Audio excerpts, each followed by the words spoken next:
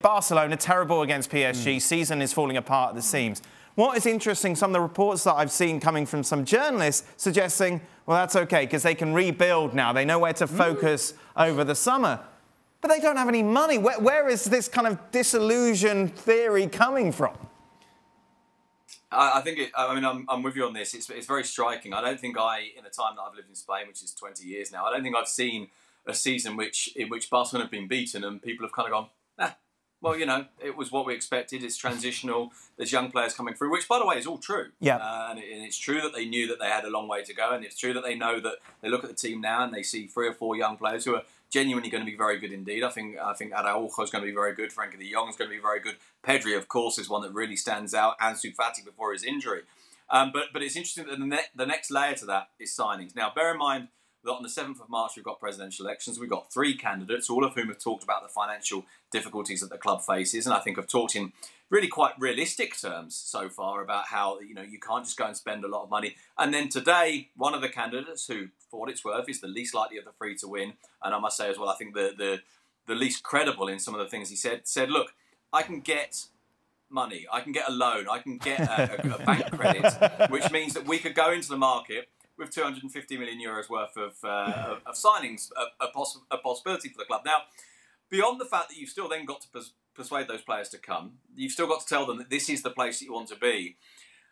Is not borrowing lots of money for players that you couldn't really afford part of what put them in this problem in the first place? I mean, it just seems absurd to me, to be honest with you. I just wonder, as you're on, Sid, and I know you wrote an article about this, and Ali brought this up last week, just Spanish teams in Europe, and it has not exactly been a great week for them. Obviously, PSG thrashing Barcelona, Sevilla losing it against a poor Borussia Dortmund side. I know they got Haaland, but they're not tearing it up in the Bundesliga. United thrashing Real Sociedad. There were wins, Sevilla, Real and Granada. How much has this been picked up in Spain?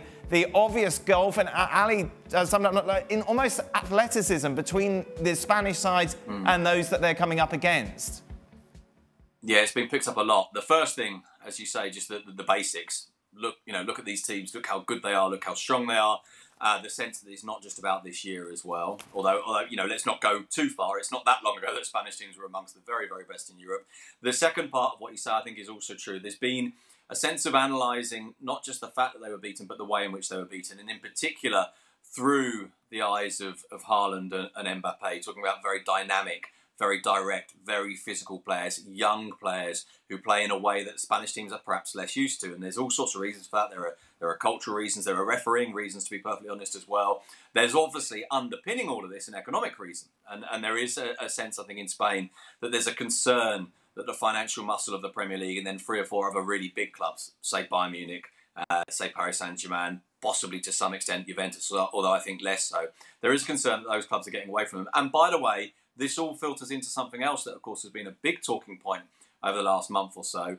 This is one of the reasons why it's the Spanish clubs who are so full-heartedly behind the idea of a European Super League, because they see it as their salvation, because they see it as otherwise there's a risk that they get left behind. Thanks so much for watching ESPN on YouTube, and for more sports highlights and analysis, be sure to download the ESPN app, and for premium content and live streaming, subscribe to ESPN+.